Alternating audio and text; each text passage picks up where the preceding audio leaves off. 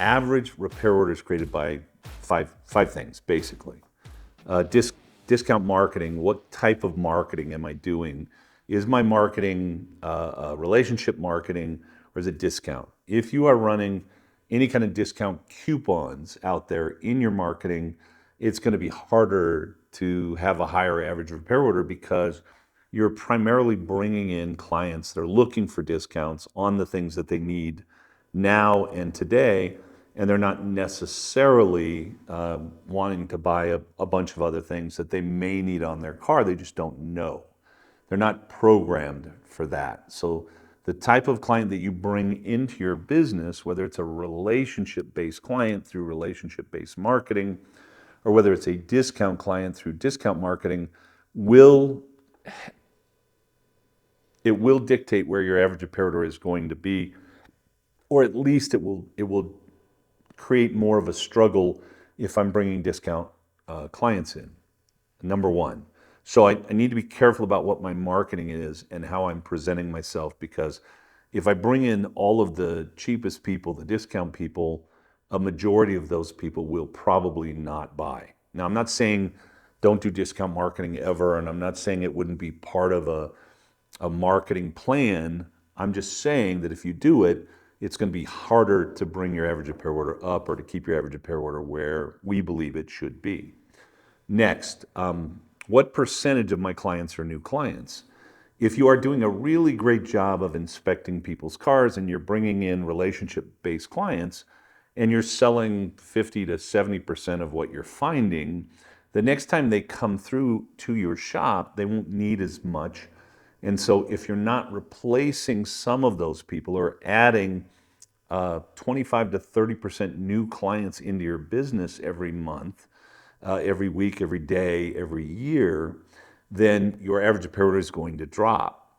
So, you've heard the term, I can't milk a cow too often, because if I go to the cow, I milk it and an hour later I go back, it doesn't have any milk. In the sense of, like, if I bring your car in and I do a good inspection and you spend $2,000 on your car, hopefully the next time you come in, 4 months from now, 6 months from now, you don't need another $2,000, $3,000, $5,000 worth of work. Some clients might, but most customers probably, or clients probably shouldn't. So in my marketing, I want to make sure I'm bringing in about 30% new clients. The third thing that creates average repair order is your inspection and your inspection process. Every shop should be using a digital vehicle inspection. In fact, what we have seen is that average repair orders and sell rates go up dramatically, 25, 30, 40% with a digital vehicle inspection. And I think it's just plainly the customer can see the issue, they feel more comfortable, they're more likely to buy.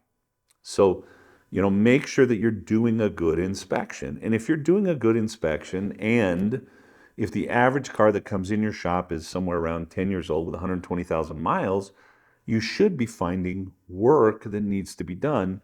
And along with the work that needs to be done, the broken water pump, the bad ball joints, there ought to be maintenance things that need to be done. For instance, when do we replace coolant hoses on a vehicle? And there is a lifespan on a coolant hose.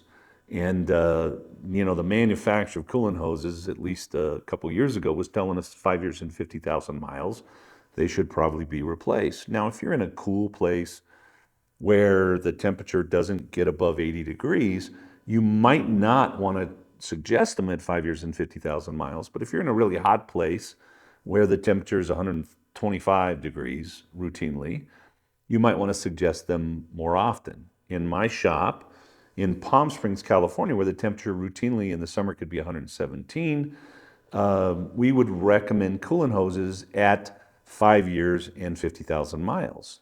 In my shop in Mountain View, California, where the temperature rarely got over 85 degrees, we recommended them at 6 years and 80,000 miles. Now, whatever you believe, whatever the argument is, I don't want to have it about when we recommend coolant hoses. I just know that there's a lifespan of coolant hoses, and I want to recommend them at the right time. So I want to make sure that those type of recommendations are making it into the estimate. If it needs it, if we ought to do it, if it's a service that we ought to do on the vehicle, I want to do it. Number five. So there's, excuse me, we're still on the vehicle inspection. Now, number four, the estimate. If we found it, or it needs to be done via manufacturer's recommendations or our recommendations, I want it on the estimate. So I want to have a good process for my technicians to estimate. And if you're using most point of sales today, they have the ability to go in and create a basic estimate or an estimate that then the service advisor will see. So estimating, number four for average repair order, is two parts: tech estimating and service advisor estimating. And somebody needs to make sure that when we're estimating, number one, we're following our pricing procedures and our parts matrixing procedures. And number two, that everything that is being found is getting on the estimate. And then last is sales. Can I build a relationship? Can I have the customer trust me? Can I walk them to a place where they can see that the things that I'm recommending actually need to be done? So those are 5 things that create average repair order. Thank you for your time today.